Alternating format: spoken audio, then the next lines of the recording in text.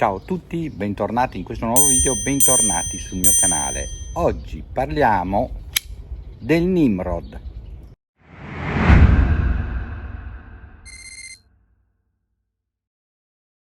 Innanzitutto parliamo del nome. Il nome Nimrod origina dalla famosa operazione, la prima operazione antiterrorismo della SAS inglese, avvenuta presso l'ambasciata iraniana nel 1980. In quell'operazione salvarono quasi tutti gli ostaggi salvo uno e fu un'operazione di successo, la prima e anche di successo, che diede i dettami per tutte le operazioni successive nella storia di antiterrorismo.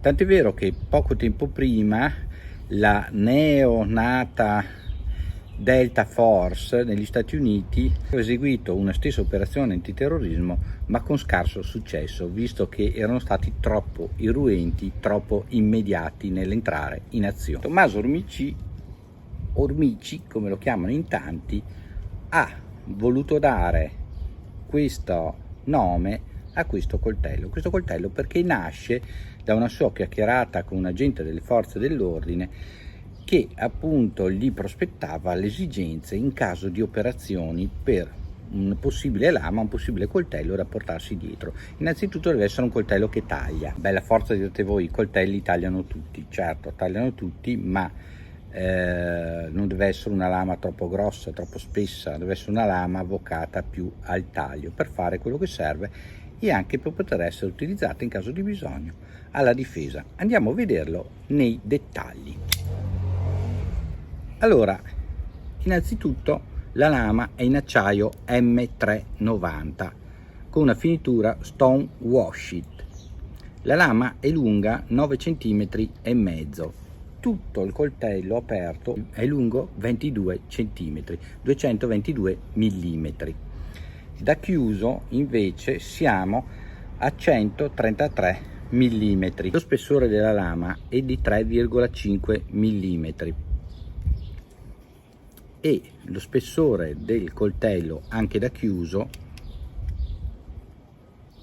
è di 133 mm, quindi poco più di 1,3 cm, neanche 1,5 cm di spessore. Non abbiamo all'interno nessuna cartella in acciaio, in questo caso ho la versione con le guancette in carbonio, altrimenti le guancette sono una robustissima micarta. La confezione con cui viene fornito è questa scatola di cartone, all'interno della quale è una bella confezione, una delle più carine che ho trovato per il momento. All'interno della confezione, vedete, c'è questa gomma, c'è sia una chiavetta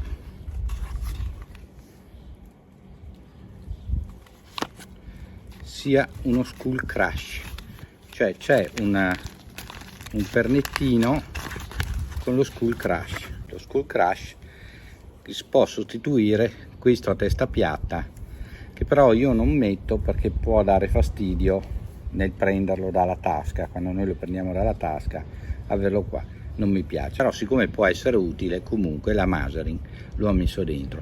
Sono state fatte dei test di resistenza, come ci ha detto lo stesso Tommaso, il suo progettista, che hanno dato esiti veramente molto favorevoli, e devo dire che nell'utilizzo si sente la qualità e la forza di questo coltello. La lama scorre su 2 cuscinetti di Teflon, e qua è una discussione che è nata con alcuni utenti, alcuni appassionati, che avrebbero preferito ci fossero stati almeno 2 bronzine di rame o di bronzo appunto. Invece la Maserin ha preferito mettere solo le 2 bronzine di Teflon, chiamiamole così.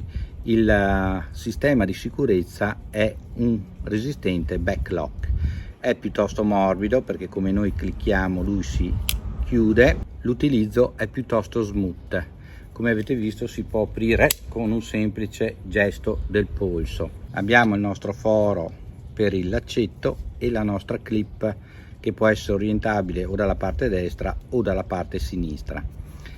Abbiamo alcune caratteristiche di rilievo. Il gimp, vedete, è piuttosto largo sul dorso della lama e permette questa presa anche con i guanti, e lo stesso sistema di apertura one hand, cioè a una mano, che prevede anche, vedete, questa larghezza è dovuta al fatto che si possa utilizzare anche con i guanti.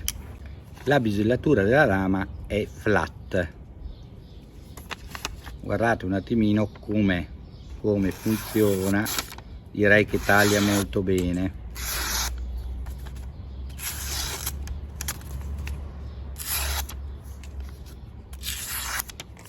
Di fabbrica arriva molto ben affilato. Abbiamo detto che nasce per il taglio puro, ma non disdegna neanche qualche lavoro sul legno. Anche in legni molto duri la lama si comporta veramente bene.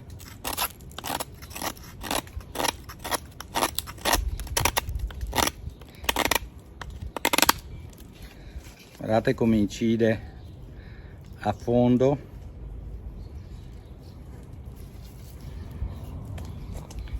Si può fare anche del chopping battonato e lui regge perfettamente il colpo, non dà nessun problema, anche se non è la cosa indicata da fare con un chiudibile dedicato alla difesa e al taglio. Veniamo alla nota dolente, quella che tocca il portafoglio. Il costo si aggira tra i 200 euro di questo in fibra di carbonio e le 180-188 euro di quello con le cartelle in micarta di qualsiasi colore, siano quelle desert, quelle verdi, eccetera eccetera. La presa è molto salda sia in posizione normale che in posizione avanzata. Avrei preferito, visto che la lama qua già in parte lo fa, che qua fosse stato ricavato un finger choil, sarebbe stato veramente ottimo. Questo è un appunto che faremo a Tommaso. Quello che non vi ho detto io lo trovate nelle interviste di Tommaso qua sul canale. Mi raccomando, iscrivetevi al canale, dobbiamo arrivare a 10.000, forza e coraggio, che poi posso regalarvi dei video veramente interessanti, perché YouTube ti autorizza quando arrivi ai 10.000. Mettete un bel like, anche i like servono per entrare in classifica, per cui non siate timidi, è gratuito. Iscrivetevi al canale, ci vediamo in un prossimo video. Ditemi cosa ne pensate di questo Nimrod qua nei commenti.